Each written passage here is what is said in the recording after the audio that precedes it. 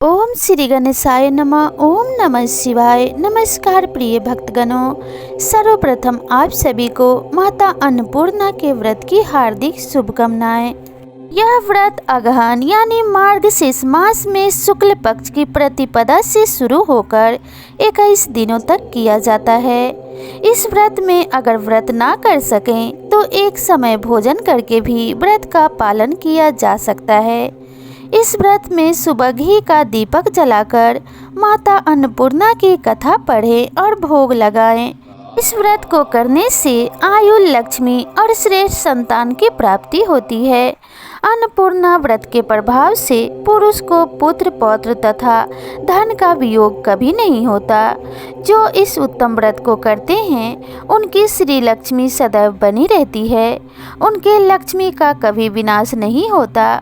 उन्हें कभी अन्न का क्लेश कष्ट नहीं होता और न उनके संतति का ही विनाश होता है। जिनके घर में यह अन्नपूर्णा व्रत की कथा होती है उस घर को माता अन्नपूर्णा कभी नहीं त्यागती। उनके गृह में सदैव माता अन्नपूर्णा का निवास रहता है।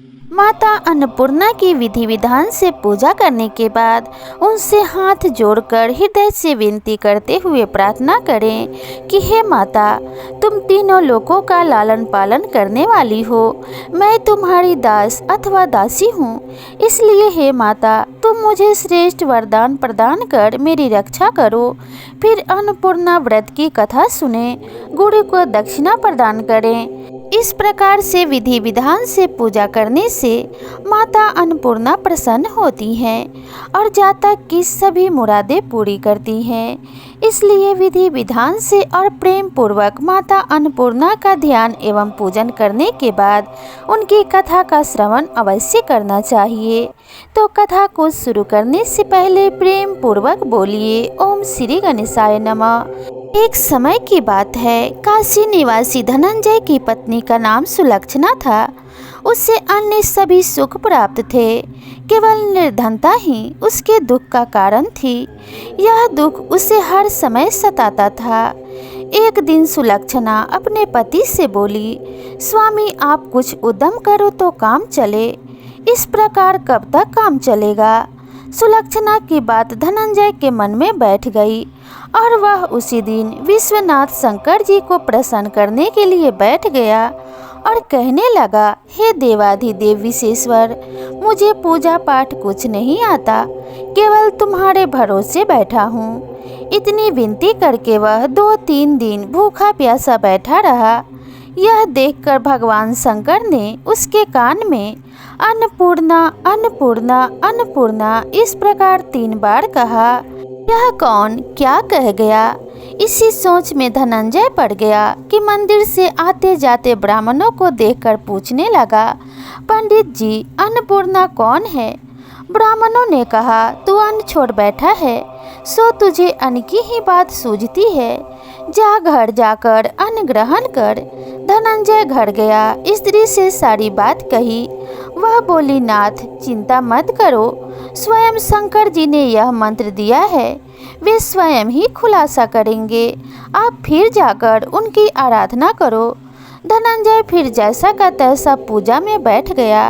रात्रि में शंकर जी ने आज्ञा दी, कहा तो पूर्व दिशा में चला जा। धनंजय अन्नपूर्णा का नाम जपता जाता और रास्ते में फल खाता, झरनों का पानी पीता जाता। इस प्रकार कितने ही दिनों तक चलता गया। वहाँ उसे चांदी सी चमकती वन की शोभा देखने में आई। सुंदर सरोवर देखने में या उसके किनारे कितनी ही अप्सराएं झुंड बनाए बैठी थी। एक कथा कहती थी और सब माँ अन्नपूर्णा इस प्रकार बार बार कहती थी। यह अगहन मास की उजेली रात्रि थी और आज से ही व्रत आरंभ था। जिस शब्द की खोज करने वह निकला था वह उसे वहाँ सुनने को मिला। धनंजय ने उनके पास जाकर पूछा, हे देवियों, आप यह क्या करती हो? उन सब ने कहा, हम सब माँ अन्नपूर्णा का व्रत करती हैं।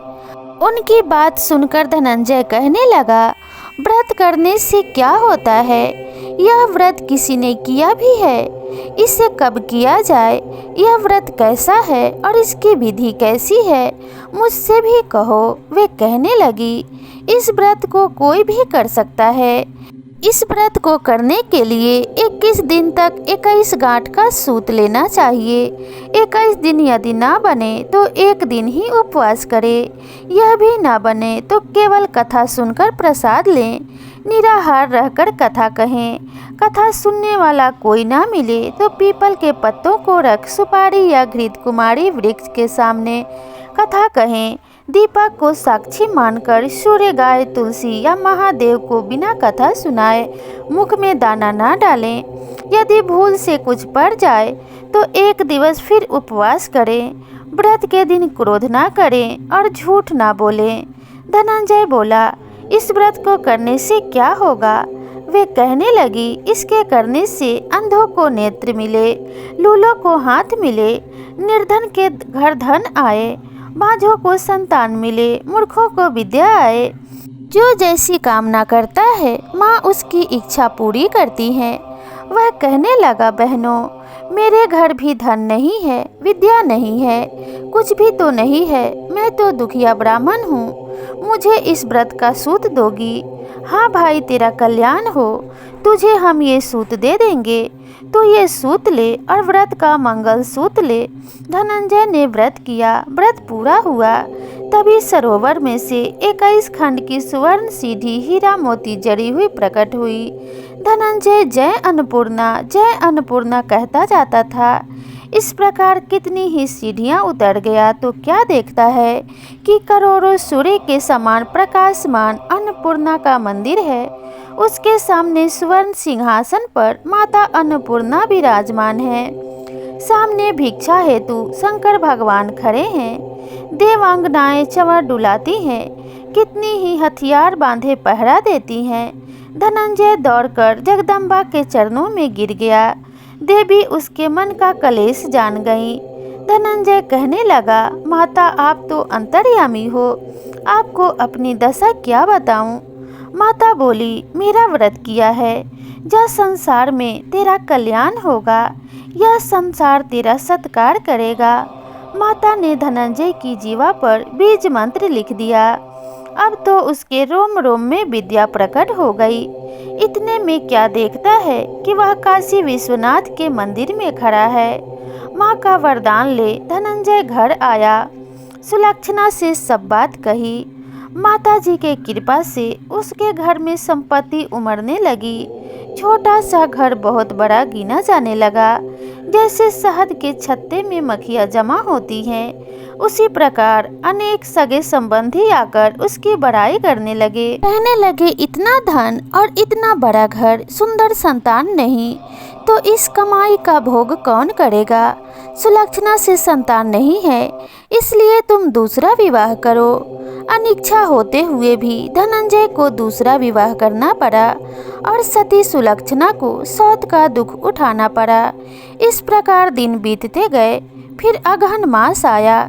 नए बंधन से बंधे पति को सुलक्षणा ने कहलाया कि हम व्रत के प्रभाव से सुखी हुए हैं, इस कारण यह व्रत नहीं छोड़ना चाहिए। यह माता जी का ही प्रताप है जो हम इतने संपन्न और सुखी हैं। सुलक्षणा की बात सुन धनंजय उसके यहाँ आया और व्रत में बैठ गया। नई बहू को इस बात की खबर नहीं थी। वह धनंजय के आने की राह देख रही थी।